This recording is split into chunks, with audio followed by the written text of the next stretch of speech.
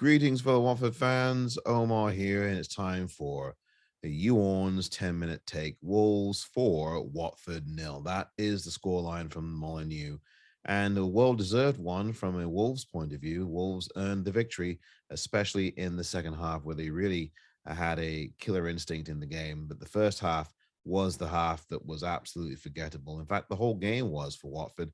Didn't put a shift in all night long. Nothing credible about anything that Watford did tonight on the pitch. They just simply did not turn up. 3 goals given away all too easily there, including the first one, although it was a good finish by Raul. Not good enough for Watford standards. This is just not going to do. Defenders as spectators, knocked down like bowling pins in the bowling alley. And at the Molineux tonight, it was all bowling pins for Watford on defense. They did not put in a tackle anywhere on the pitch, did not have any cohesion.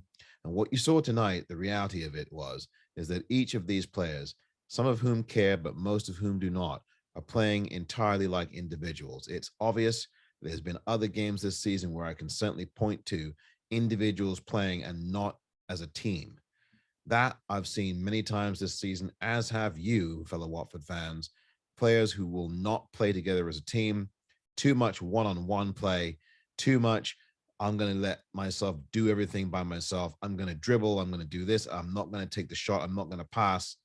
We've seen that enough this season, and it all came together in this game where Emmanuel Dennis, one of the culprits of the me mentality, just decided to take everybody on by himself, didn't care about the team, didn't care about anything but himself.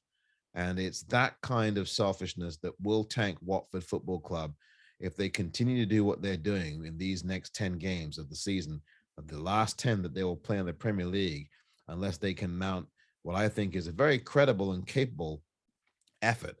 These games at home, as crazy as it sounds, does not mean it's over. Watford can still win these games, but come on. After you saw what you saw tonight, do you have any belief that they're going to? I have belief. I have confidence. But what can you take from a game like Wolves tonight that can suggest to you that these players are going to get it done? There's a game on Sunday against Southampton. There's a game after that, in 2 weeks after that, at Liverpool. The Liverpool game, forget about. If Watford were to take any points away from there, that would give me much more of a hope for Watford. I still am clinging to hope and belief, but this team is clearly not believing in itself. These players don't believe. The players tonight played as if they had given up on any hope of staying in the Premier League. That is as simple as can be. They did not play as if they believed that they even belonged in the Premier League.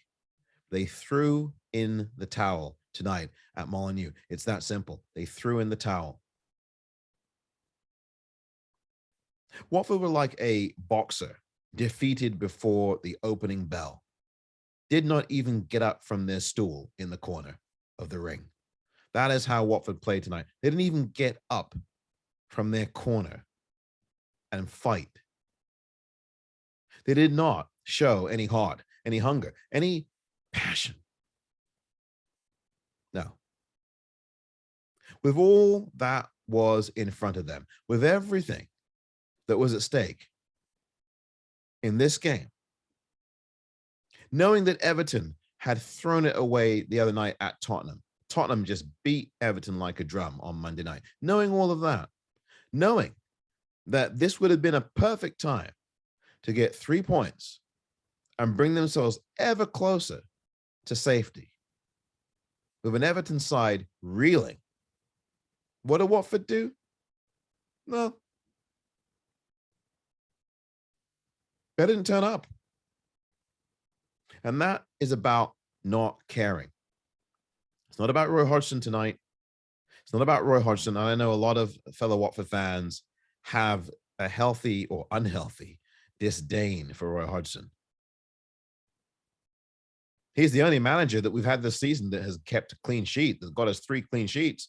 No one else. Say what you want about the rest of the managers. Some more beloved than others. Cisco was beloved at this club. He didn't get a clean sheet for you. A lot of people had a lot of goodwill. Ranieri had given people a lot of, look, he had a lot of goodwill with a lot of Watford fans. Not every Watford fan, but many of them loved Ranieri. And I appreciated Ranieri as well as a Watford fan. He didn't get you a clean sheet.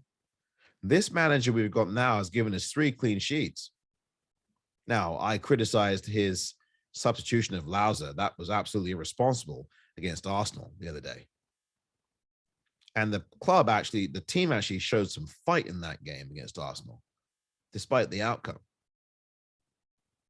But this was not on Roy Hodgson tonight. Roy Hodgson is not to blame tonight, I don't think. Now, there will be Watford fans who will disagree with that and have their view of it. I've already heard from some on Twitter at Orns WFC that have made it very clear that they want Hodgson out of the club. I've seen Watford fans on social media talking about get rid of Scott Duxbury, get him out of there. That's what some Watford fans have been saying. They've been saying Potso's out, not for the first time this season, and not for the first time have they asked for Duxbury to leave the club. My question is, all this stuff on social media, okay, maybe they see this, maybe they don't. But if Watford fans are that upset at the board, that upset at the owner, then you have to come to Vicarage Road with your banners. I know there are Watford fans who don't like the fact that I've just said that. But if you are peaceful and you show your banners, nothing wrong in that. The key thing is to be peaceful and show your banners and let that club know, the club that you and I love, and we've loved it forever. Let the ownership know you're not happy with them with a banner. Tell them. Because on social media, it just doesn't mean much. I mean, it's important to get your opinion across, and I'm sure the Watford admin gets to see all these messages. But if you really want to let the board and the owners know that you're not happy, why don't you do what the Arsenal fans have done with Arsene Wenger and Stan Kroenke? What would be wrong with doing that? Show your banners. Why don't you do what the West Ham fans did a few years ago with the owners there, David Gold and David Sullivan, when they professed a profound level of dismay at the way the club was being run? Why don't you do what the fans at Newcastle did? For years, Mike Ashley was someone that they absolutely wanted out of that club. Now he's gone. And now look at Newcastle. They're doing pretty darn well for themselves, aren't they? Why don't you do what the Manchester United fans have done in terms of their protests against the Glazers? The only problem with the Manchester United thing is that got a little bit violent. That got violent. So definitely no violence. You're never going to ever hear that from me because I don't advocate that. I advocate a peaceful protest. But if Watford fans, some of whom are profoundly dismayed by this continuous shower and by this absolutely abject board, which really has not learned a darn thing, then why not show up with your banners? The players don't care. It's obvious. I mentioned that. The players played tonight as if they didn't give a toss. They didn't care. So why don't you show that you care about this club? Because at least somebody does. Now, I don't doubt at all that Scott Duxbury cares. I don't doubt that at all. I think he truly does care. I've said this before. I really think he does care about the club. The fact of the matter is, though, the product on the pitch is not indicative of that. And these decisions are not good ones by the board. I do not think they are. It was never a good idea to not invest in defending in the summer transfer window. Never a good idea to fail to do that. People are going to make excuses, as they always do, for the hierarchy. It's that kind of authoritarian thing. Oh, let's defend the hierarchy. Let's defend the board. There's nothing to defend here. There's nothing to defend here. Because I think this relegation, if it happens, I think this could have been avoided. I think it could have been. Now, I believe they're still going to fight against this and fight well. But they didn't show me that tonight. I'm going to keep believing until it's not possible anymore. But these players have got to look themselves in the mirror. They don't care about the club. They didn't care about it tonight. They didn't care about the fans. They didn't care about the fans who spent hard-earned money to travel up to Molineux and watch this lot. They didn't care about them. Every last player would have been on that pitch, handing their shirts over to them if they did. What I see in this team now is a group of people who are not on the same page as a team. They are just on the beach. They are playing out the string. They are playing for wages and wages alone. They do not care about the fans. The vast majority of them. There are some exceptions. I think Sissoko cares about the fans. I do think that Camara cares for the fans. I think he cares about them deeply. I think Ben Foster does, but Ben Foster disgraced himself in goal tonight. Your cycling GK failed miserably, as did every single one of those players on that pitch.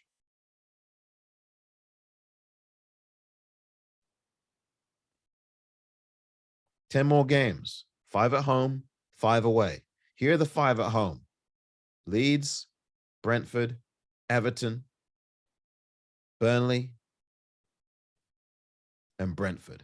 I think I mentioned that already. Let me say it again. Here are the 5: Leeds, Leicester, Brentford, Everton, Burnley. Those are the 5, not in order. Here are the 5 away games Watford have left: Liverpool, Crystal Palace, Manchester City, Chelsea, Southampton. Those are your 5 away, not in order. How many points do you think that Watford are going to get from those 10 games?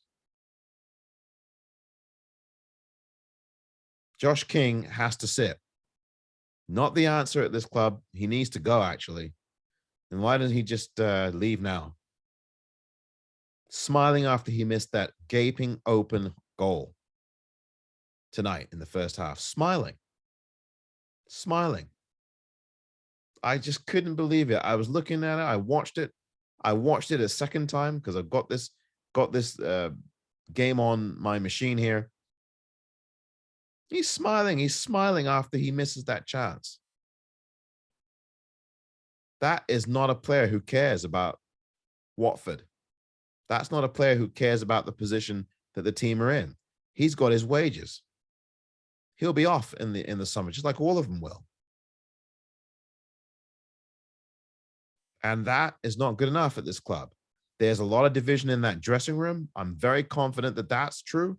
There have been reports of it. Adam Leventhal has reported on this as well. There is something going on in that club. There's divisions in that team.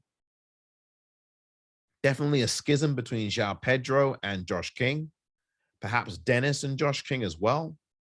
It's just not working out.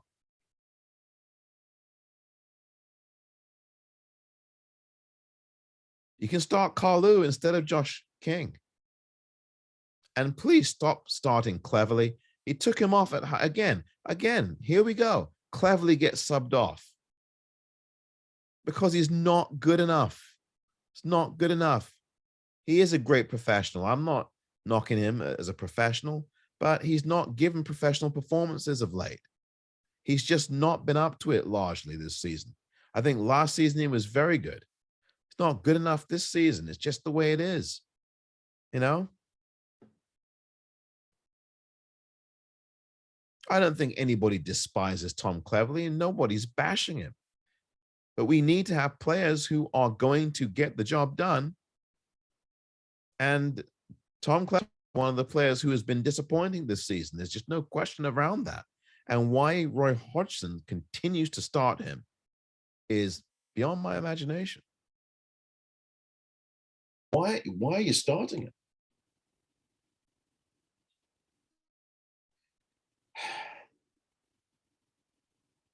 Not much to talk about with this game.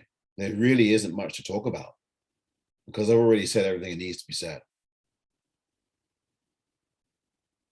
If you really care about the team, Watford players, if you really care, Watford players, about this club, if you really care, Watford players, about the fans of Watford Football Club who follow you around the country every week, every 2 or 3 days, and prove us wrong on Sunday at Southampton. This has been the Orns 10-minute take.